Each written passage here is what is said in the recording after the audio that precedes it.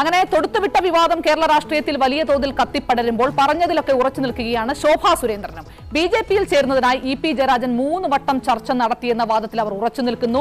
TG. നന്ദകുമാറിന്റെ വെണ്ണലയിലെ വീട്ടിൽ, അതുപോലെ Delhi Lalit hotel, അവിടെയാണ് ഇപ്പോൾ ഇ.പി. പറഞ്ഞത് ഞാൻ പോയിട്ടേ ഇല്ല എന്നുള്ളത്. തൃശൂർ രാമനിലയത്തിലുമാണ് ഈ കൂടിക്കാഴ്ച നടന്നതെന്നാണ് ഇ.പി.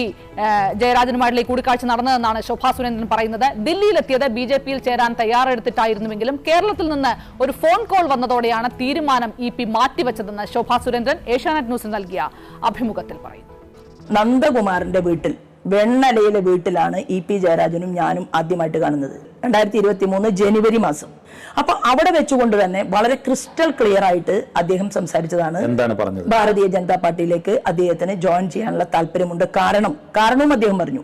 അതായത് എന്നേക്കാൾ എത്രയോ ജൂനിയർ ആയിട്ടുള്ള ഗോവിന്ദൻ മാസ്റ്റർക്ക് ഈ സംസ്ഥാന സെക്രട്ടറിയുടെ പദവി, മാർക്സിസ്റ്റ് പാർട്ടിയുടെ സംസ്ഥാന സെക്രട്ടറി പദവി കൊടുത്തതിൽ ശ്രീമാൻ ജയരാജന് അമർഷമുണ്ടായിരുന്നു. ഡൽഹിയിലെ ലളിത് ഹോട്ടലിൽ ഞാനും ജയരാജനും ശ്രീമാൻ ഇ.പി. ജയരാജനും നന്ദകുമാറും ഇരിക്കുന്നു. അതായത് ഇവിടുത്തെ ചർച്ചയുടെ തുടർച്ചയായിട്ടാണ് അവിടെ തീർച്ചയായിട്ടും ഇരുന്നിട്ടുണ്ട്. നന്ദകുമാറിനൊപ്പമാണ് ജയരാജൻ വന്നത്. ഇരുന്നിട്ടുണ്ട്. എന്നിട്ട് അവിടെ വെച്ച് എന്ത് ചർച്ചയാണ് നടന്നത്? അല്ല, അവിടെ വെച്ച് ചർച്ചയല്ല, ബി.ജെ.പിയിൽ ജോയിൻ ചെയ്യിക്കുന്നു പിറ്റേ ദിവസം.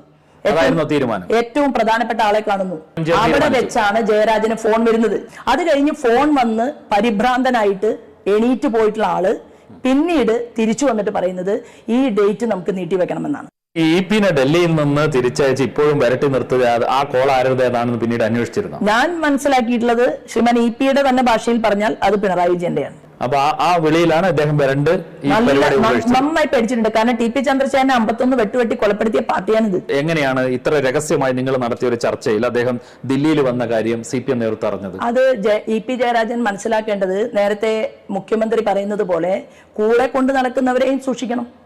ഗോവിന്ദൻ മാഷ് തൃശൂരിൽ തേക്കുംകാട് മൈതാനിയിൽ പ്രസംഗിക്കാൻ വരുന്ന ദിവസം എന്നോട് നന്ദകുമാർ പറയുന്നു, നിങ്ങൾ രാമനിലയത്തിൽ ഒരു റൂം ബുക്ക് ചെയ്യണം. ഈ രാമനിലയത്തിലെ റൂം ബുക്ക് ചെയ്യുന്ന സമയത്ത് ലെഡ്ജറിൽ ഒപ്പിട്ടിട്ടുള്ളത് ഞാനാണ്. ഇ.പി. ജയരാജൻ പക്ഷേ ഇന്ന് കഴിഞ്ഞ ദിവസം നിഷേധിച്ചിരിക്കുന്നു. ഞാൻ അങ്ങനെ രാമനിലയത്തിൽ ശോഭാ സുരേന്ദ്രന്റെ മുറിയിലേക്കേ പോയിട്ടില്ല.